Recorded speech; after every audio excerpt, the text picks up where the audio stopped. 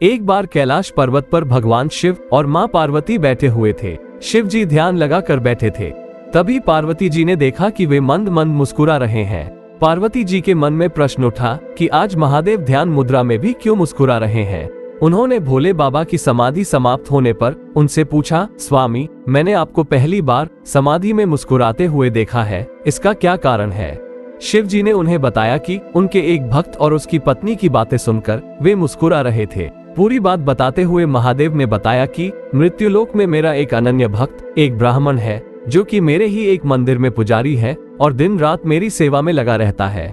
वो इसी मंदिर के पीछे छोटी सी कुटिया में अपनी पत्नी के साथ रहता है। इसकी पत्नी चाहती है कि उसके पास उसका खुद का घर हो और धन दौलत हो, जिससे वो सुख से अपना जीवन बिता सके। परंतु पुजारी केवल मंदिर के चढ़ावे पर निर्भर है और मंदिर में आने वाली दान दक्षिणा से बड़ी मुश्किल से घर का खर्च ही चला पाता है। घर और अन्य सुख सुविधा कहाँ से आएगी? पर वो दिन रात मेरे से अपनी पत्नी का सपना पूरा करने का अनुग्रह करता रहता है। आज उसकी पत्नी ने उससे ऐसी बात कही जिसे सुनकर मैं मुस्कुराए बगैर नहीं रह सका। पार्वती जी ने पूछा, ऐसा क्या कहा उसकी पत्नी ने जो आपका ध्यान भंग हो गया? शिव जी ने बताया, उसकी पत्नी ने आज उसे ताना मारते हुए कहा कि जिन भोले शंकर की तुम दिन रात सेवा करते रहते हो और उनसे मेरे लिए घर मांगते रहते हो, उनके पास तो खुद घर नहीं है। वे तो खुद कैलाश पर्वत पर रहते हैं, तुम्हें कहां से घर देंगे? बस यही बात सुनकर मैं मुस्कुरा रहा था।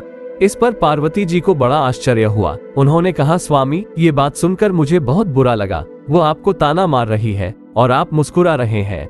आप उसे एक घर और सुख सुविधाएं दे दीजिए जिससे वो आपकी निंदा न कर सके। इस पर शिव जी ने कहा, पार्वती, यह मेरे वश में नहीं है। ये सभी प्राणी तो मृत्युलोक में रहते हैं, अपने पिछले जन्म के और साथ ही इस जन्म के कर्मों का फल भोग रहे हैं। और जैसे ही इनके कर्मों का फल इन्हें मिल जाता है, उन्हें सभी प्रकार के सुख मिलना शुरू हो जाते हैं और अंत में वे मुक्ति पा जाते हैं। इसीलिए इसे मृत्युलोक कहा गया है। मनुष्य बार बार जन्म लेकर अपने कर्मों का हिसाब चुकाता है।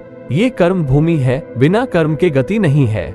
आगे शिव जी ने कहा, ये ब्राह्मण पिछले जन्म में एक साहूकार था जो कि लोगों की जमीन, उनके जेवर, पशु आदि गिरवी रखकर उन्हें पैसे देता था और उनकी जमीन हड़प लेता था। उसका उपयोग यह उसकी पत्नी भी किया करती थी।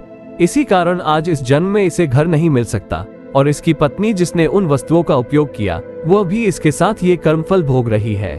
इस जन्म में यह मेरी सेवा कर रहा है, जिससे इसके कर्मों के फल में जो कष्ट मिलने थे वे मेरी भक्ति के कारण इसे नहीं मिल रहे हैं।